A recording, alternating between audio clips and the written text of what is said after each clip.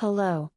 Wikipedia's picture of the day, December 24, 2019. Today's video is about Aida.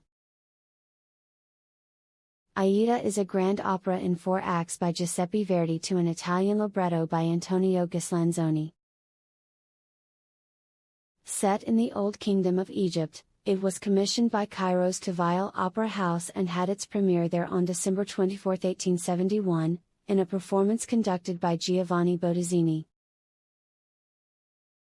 Today, the work holds a central place in the operatic canon, receiving performances every year around the world. At New York's Metropolitan Opera alone, Aida has been sung more than 1,100 times since 1886.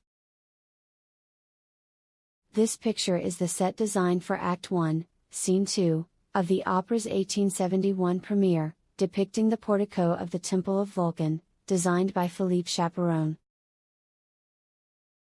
The drawing is in the collection of the Bibliothèque nationale de France.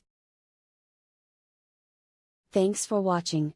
And don't forget to like, comment, and share.